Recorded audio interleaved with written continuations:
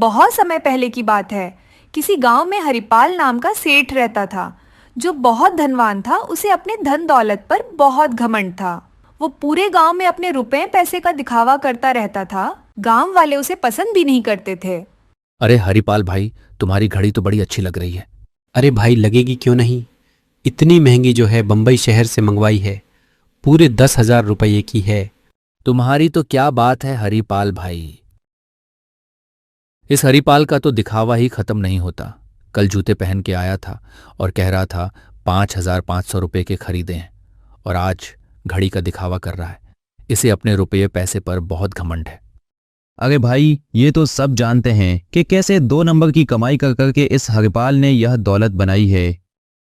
उसी गांव में एक गरीब किसान शामू रहता था। वह हरिपाल के यहाँ काम किया करता था। शामू के एक बेटा था। शामू ने जीवन भर सपना देखा था कि उसका बेटा बड़ा होकर बड़ा अफसर बनेगा। और शामू दिन रात अपने बेटे को अच्छी तालीम दिलाने के लिए हरिपाल के यहाँ मेहनत मजदूरी किया करता था। समय के साथ शामू का बेटा बड़ा अफसर बन जाता है और शामू के घर में खूब धन दौलत हो जाता है, जिस बात से हरिपाल बहुत चिढ़ता था। उसे लगता था कि उसके यहाँ काम करने वाला एक मामूली नौकर उसके बराबर धनवान कैसे हो सकता है। शामू सीधा सच्चा ईमानदार और भगवान का भक्त था। और कैसे हो शामू भाई? बस भाई, सब ऊपर वाले की कृपा है। सही है भाई, ऊपर वाले की कृपा तो तुम्हारे ही घर पर नजर आती है। नहीं नहीं भाई, ऐसी कोई बात नहीं है। ऊपर वाला तो सब पर मेहरबान रहता है। देर सवेर वो सबकी सुनता है। शामू को रत्ती मात्र भी घमंड नहीं था। वह अपने बेटे के बड़ा अफसर बनने के बाद गांव वालों के लिए गांव में एक स्कूल खोलना चाहता था। उसके बेटे को अपने पिता की इस इच्छा का पता था। उसने गांव के पास ही एक बड़ी सी जमीन खरीद ली। बाबूजी, आज मैंने आपका सपना पूरा करने के लिए गांव के पास ही एक बड़ी सी जमीन खरीद ली है। बहुत जल्द उस पर गांव के बच्चों के लिए स्कूल बनाने का काम शुरू हो जाएगा। हाँ बेटा, ये मेरा सपना है कि गांव के बच्चे पढ़ लिख कर अच्छा आदमी बन सके, इनका भी जीवन सफल हो जाए। वरना इन सभी बच्चों का भी जीवन हरिपाल के यहां मजदूरी करते ही बीत जाएगा। समय के साथ शामू गांव में स्कूल की इमारत खड़ी करवा देता है। एक दिन शामू अपने बेटे से बोला, बेटा, स्कूल की इमारत के निर्माण का काम तो लगभग पूरा होने वाला है। अब जल्दी से जल्दी बच्चों की पढ़ाई शुरू करने का इंतजाम करो। हाँ हाँ पिताजी, क्यों नहीं। आप जैसा कहेंगे वैसा ही होगा। तो बेटा, स्कूल में पढ़ाने के लिए अध्यापक की नियुक्ति करो। ठीक है बाबूजी, मैं कल ही स्कूल के अध्यापक के लिए इश्तिहार दे देता हूं। शामू का बेटा स्कूल में अध्यापक की भर्ती के लिए इश्तिहार दे देता है।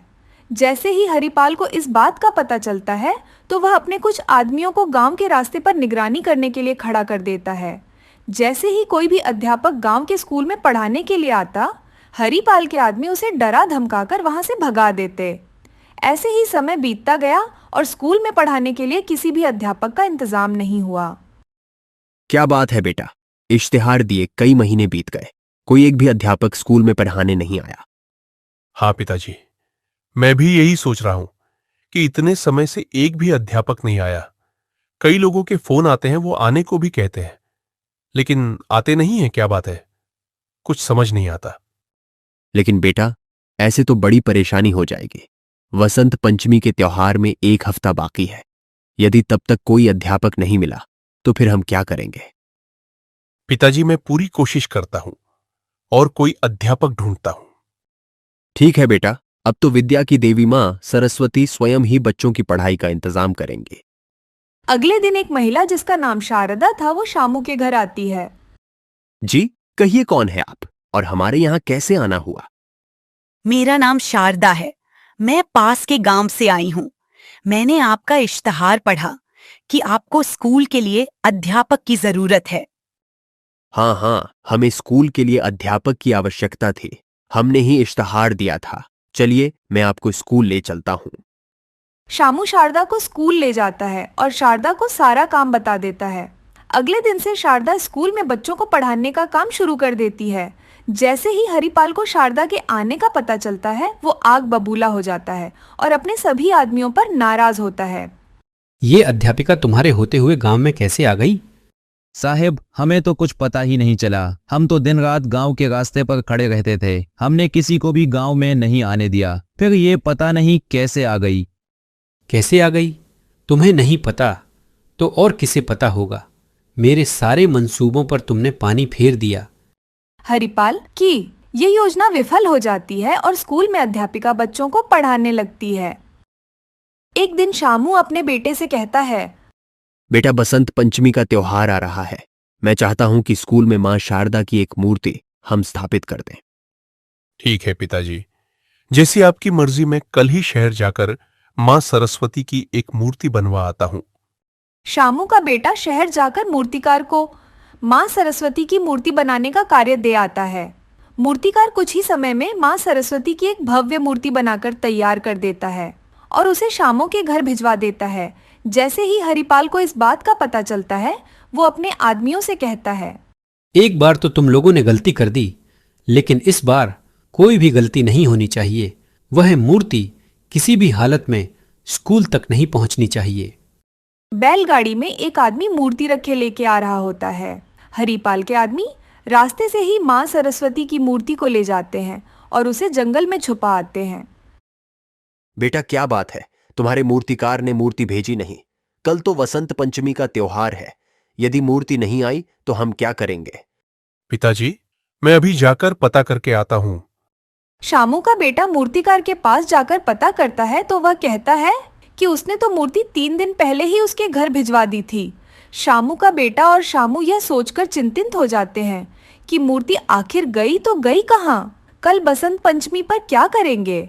माँ शारदा की मूर्ति के बिना पूजा कैसे करेंगे? ये बात शामू अपने स्कूल में पढ़ा रही अध्यापिका शारदा को भी कहता है। आप चिंता न करें, कल की पूजा का कोई न कोई इंतजाम अवश्य हो जाएगा। इंतजाम कैसे होगा? यदि मूर्ति ही नहीं हुई तो बच्चे पूजा कैसे करेंगे? हे मां सरस्वती, अब आप ही कोई रास्ता दिखाएं। ऐसा कहकर शामू अपने घर चला जाता है। अगले दिन वसंत पंचमी का त्योहार था। शामू और उसका बेटा दुखी मन से स्कूल पहुंचते हैं। अब हम सब क्या करें? हमने तो सोचा था वसंत पंचमी पर मां सरस्वती की मूर्ति स्थापना कर पूजा करेंगे और सभी बच्चे मां शारदा का आशीर्वाद लेंगे, परंतु ऐसा न हो सका। आप चिंता न करें, पूजा का कोई न कोई इंतजाम अवश्य हो जाएगा। इतना कहते ही अध्यापिका शारदा के पीछे तेज उत्पन्न होता है और वह मां शारदा की मूर्ति में बदल जाती है। यह देखकर शामू और उसका बेटा हैरान रह जाते हैं और दोनों की आंखों में आंसू आ जाते हैं। वह दोनों उस मूर्ति को स्थापित कर हाथ जोड़कर खड़े हो जाते हैं। हे मां शारदा, हमें क्षमा कीजिएगा, हम आपको पहचान नहीं सके। माता, हर विद्यालय और उसमें पढ़ने वाले सभी बच्चों पर अपना आशीर्वाद बनाए रखिएगा। जय मां शारदा। एक गांव में आशा और हरि नाम के पति पत्नी रहते थे। हरि बहुत बीमार रहता था। उनके घर का गुजारा भी बड़ी मुश्किल से होता था। हरि माँ लक्ष्मी और माँ सरस्वती का परम भक्त था, मगर उसकी बीवी भगवान को नहीं मानती थी। एक दिन हरि महालक्ष्मी और माँ सरस्वती की पूजा कर रहा होता है। तुम हर रोज इतनी पूजा पाठ करते हो, लेकिन इस पूजा पाठ से घर नहीं चलेगा, पेट की भूख नहीं मिटेगी। तुम्हारी इतनी भक्ति के बाद भी हम आज तक अनाज और औलाद के लिए तरस रहे हैं। इस दुनिया में हर चीज का एक समय होता है और समय आने पर वह चीज हमें मिल जाती है। हो सकता है वह समय अभी नहीं आया हो। जब समय आएगा तब महालक्ष्मी और माता सरस्वती की कृपा से हमें सब मिल जाएगा। तुम चिंता मत करो। समय तेजी से निकलता जा रहा है। पता नहीं तुम्हारी भक्ति कब रंग लाएगी और कब हमारे घर अनाज और औलाद आएगी। भगवान पर भरोसा रखो, सब ठीक हो जाएगा। मैं भी जाकर कुछ काम धंधा देखूं। घर में खाने को कुछ भी नहीं है। ऐसा कह के हरि वहाँ से चला जाता है। ऐसे ही उनका जीवन चलता रहता है।